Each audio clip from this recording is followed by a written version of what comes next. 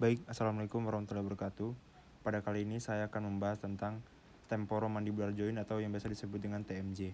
Temporomandibular joint adalah sendi yang menghubungkan tulang rahang atas dengan rahang bawah antara tulang temporalis dengan kepala condylus mandibularis. Sendi ini terletak di kedua sisi wajah, tepat di depan telinga. TMJ berfungsi untuk membuka dan menutup rahang, seperti ketika mengunyah makanan. Kelainan pada TMJ dapat menyebabkan gejala seperti bunyi clicking, krepitasi, nyeri sendi, nyeri otot, nyeri kepala, nyeri telinga, telinga berdengung, keterbatasan gerak mandibula, deviasi, dan defleksi. Baik, selanjutnya ini adalah tulang kepala dari sisi inferior. Di sini ada yang namanya mandibular fossa yang berupa cekungan dan articular tuberculum yang berupa tonjolan. Mandibular fossa sendiri fungsinya adalah tempat untuk menggantungnya dari kondilar dari maksila. Lalu ada articular tuberculum yang fungsinya sebagai pembatas agar kondilar dari mandibula tidak keluar dari mandibular fossa. Baik, di sini ada anatomi dari temporal fossa sama infratemporal fossa yang fungsinya sendiri adalah untuk tempat melekatnya otot-otot dan ligamen-ligamen yang berfungsi atau berperan dalam temporomandibular joint sendiri. Lalu di sini ada anatomi dari mandibula. Mandibula sendiri ada yang namanya kondilar sama ada yang namanya kronoid.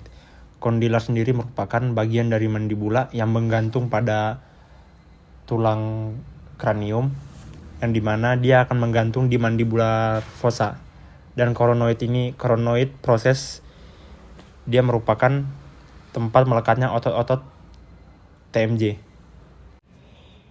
Di sini ada otot-otot yang berperan dalam temporomandibular joint. Yang pertama ada otot masseter. Otot masseter merupakan otot kuat yang berfungsi dalam menutup rahang dan mengangkat mandibula. Terus ada otot temporalis yang berfungsi mengangkat rahang bawah yang paling kuat. Yang ketiga ada otot pterygoid lateralis yang fungsinya untuk mengarahkan TMJ dan terlibat dalam semua gerakan mandibula. Terus yang terakhir ada otot pterygoid medialis yang fungsinya untuk mengangkat mandibula dan mendorong ke depan, berperan pada pergeseran mandibula ke lateral serta gerakan rotasi.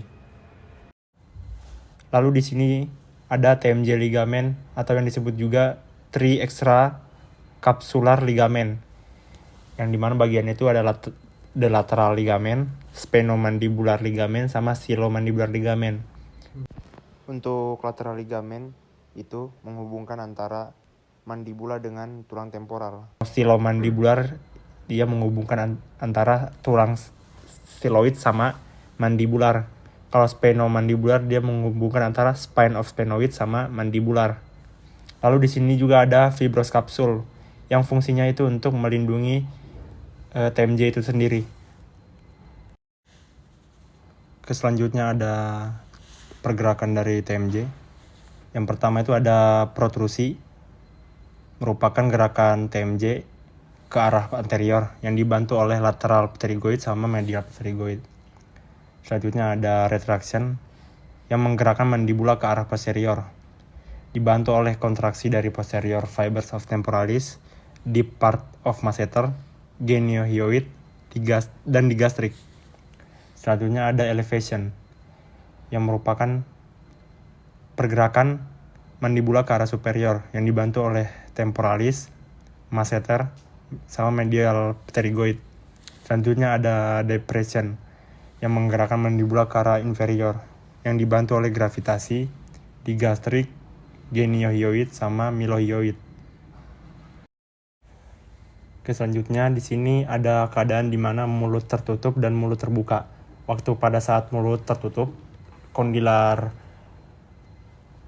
mandibula itu masih berada di mandibular fossa. Nah, pada saat mulut terbuka ada dua gerakan yang terjadi, yaitu ada protrusi sama depresi. Waktu saat mulut terbuka, si kondilar proses itu bergerak ke arah depan. Jika tidak bergerak ke arah depan, mandibula akan bertabrakan dengan styloid proses.